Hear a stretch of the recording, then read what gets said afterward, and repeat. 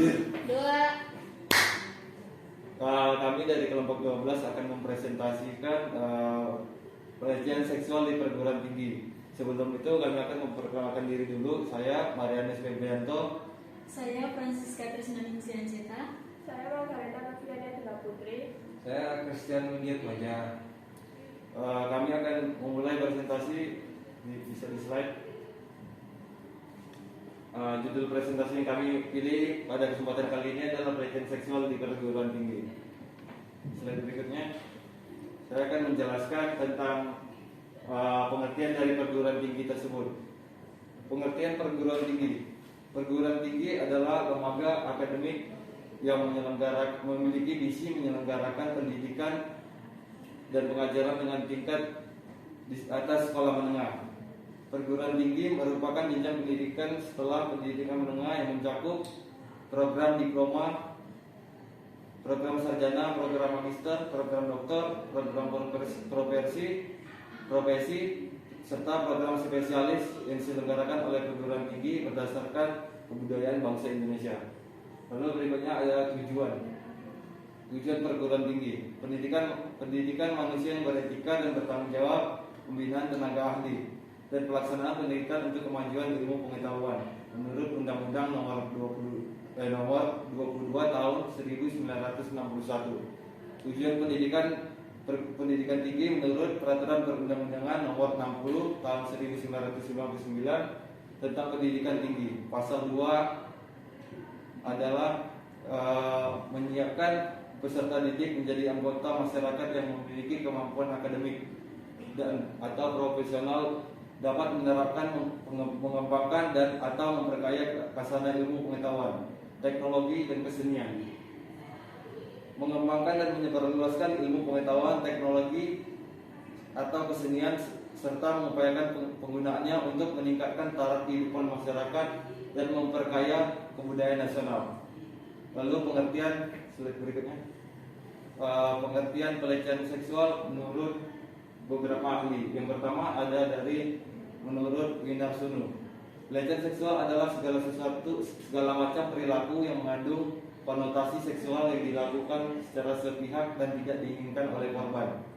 Suatu perbuatan yang mengandung konotasi seksual bisa dianggap pelecehan jika mengandung unsur-unsur sebagai berikut, yaitu pemaksaan kehendak sepihak oleh pelaku, peristiwa yang ditentukan oleh keinginan pelaku, peristiwa yang tidak diinginkan korban, dan mengakibatkan penderitaan pada korban.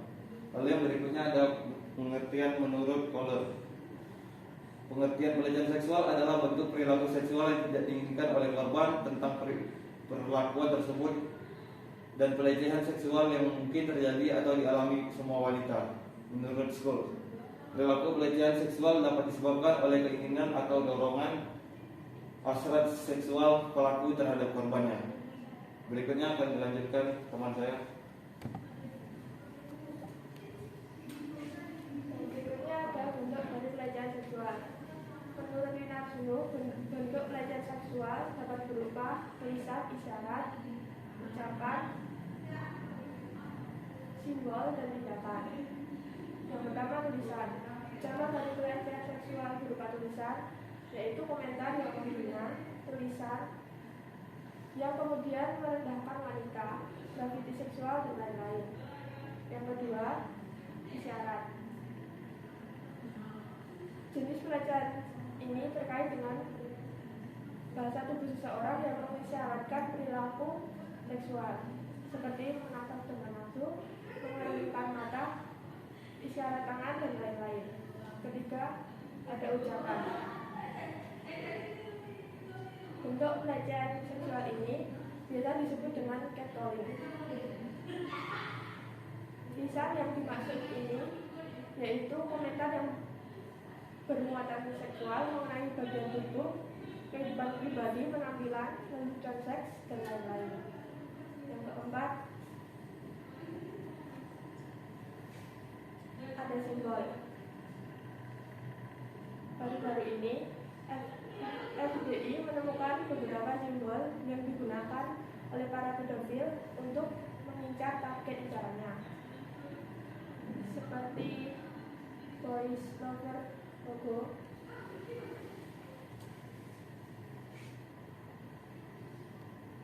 yang berupa segitiga spiral dan berwarna biru tua. Simbol ini digunakan pedofilia untuk mengincar target anak laki-laki. Kemudian ada simbol Little Boy Lover. Simbol ini hampir mirip dengan Boy Lover logo, tetapi lebih membulat dan berwarna biru. Para pedofilia yang menunjukkan simbol ini menyukai anak laki-laki balita atau balita. Kemudian ada pedofilia yang mengincar anak perempuan, adalah simbol hati yang di dalam hati berwarna merah muda dan masih banyak lagi. Kemudian yang terakhir ada tindakan. Contohnya seperti memegang bagian terlarang dari korban, memaksa korban melakukan hal yang tidak diinginkan. Selanjutnya,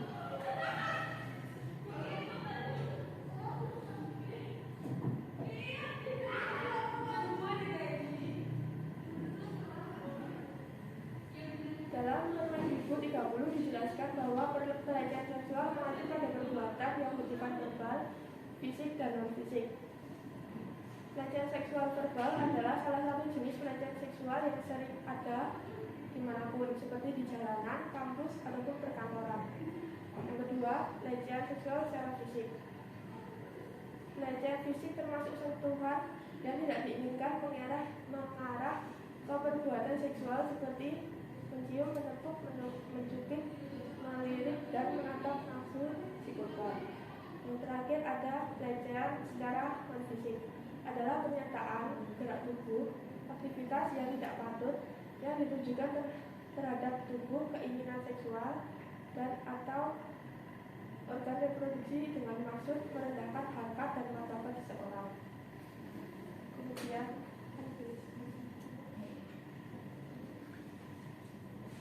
Baik, untuk selanjutnya, tindakan yang termasuk pelecehan seksual. Contoh tindakan pelecehan seksual.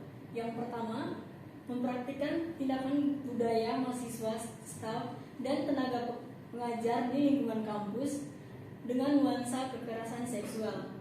Nah, dari poin yang pertama ini, pelaku merasa memiliki kekuasaan. Pelaku juga merasa berhak berlaku sewenang-wenang pada peserta didik. Kekuasaan pelaku akhirnya membuat korban tidak berdaya dan takut melapor karena diancam.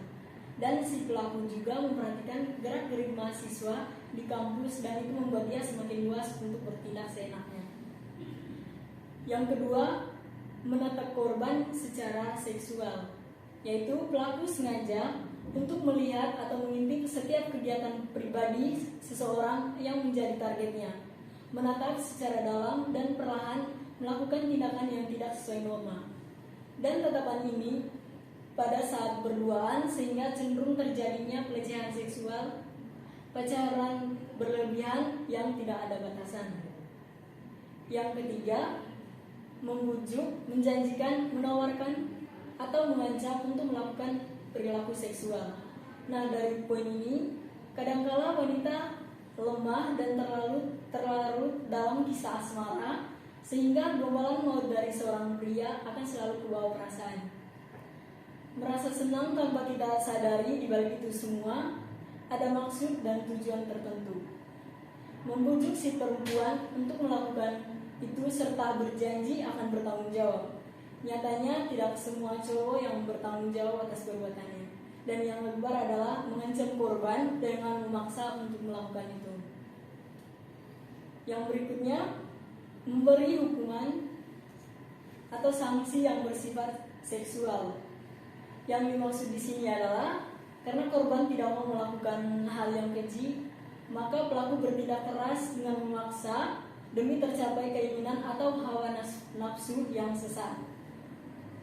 Baik, berikutnya mencium, menyentuh tanpa izin. Ini juga sering terjadi kadang-kala saat masih pacaran tidak meminta izin karena pria berpikir semua cewek akan mau dengan melakukan itu. Berdasarkan hasil prediksi, sebagian besar saja menyentuh bagian atau suatu kehormatan perempuan, mencium di bagian bibir tidak meminta izin. Yang terakhir, melontarkan lelucon yang menjurus ke arah seksual. Jadi di sini menyampaikan ucapan secara rayuan, membuat lelucon yang mengarah perilaku seksual. Bahan pembicaraan hanya tentang itu saja. Baik, selanjutnya. Baik, selanjutnya akan saya lanjutkan untuk upaya pencegahan. 1. Memberi pemahaman mengenai informasi pelecehan seksual. Langkah-langkah dalam upaya mengatasi pelecehan seksual yang marak akhir-akhir ini di kampus yakni yang pertama, dengan memberi pemahaman dari pihak kampus maupun pemerintah kepada mahasiswa-mahasiswa, staf, serta tenaga pengajar mengenai informasi bentuk-bentuk pelecehan seksual yang dapat menyerang pada kekerasan seksual di kampus. Sosialisasi memiliki tujuan agar setiap individu di kampus dapat secara mandiri untuk mencegah terjadinya pelecehan baik sebagai korban maupun pelaku. Upaya kedua adalah dengan cara menjaga diri. Dalam konteks ini, mahasiswa lebih berfokus pada diri sendiri dengan membatasi interaksi dengan orang asing atau orang yang tidak dikenal. Yang ketiga adalah mengenai pakaian yang digunakan. Banyak orang yang beranggapan bahwa pakaian bukanlah salah satu faktor pelecehan seksual. Ada orang yang memakai pakaian tertutup tapi masih diserang oleh pelaku pelecehan seksual. Hal tersebut, mahasiswa-mahasiswi atau karyawan di kampus mungkin perlu memperhatikan lagi baju yang dipakai, seperti tidak terbuka dan baju yang sopan dengan jenis yang layak. Upaya terakhir adalah menghindari bertemu orang di tempat yang sepi. Baik, itu saja presentasi kelompok kami mengenai pelecehan seksual.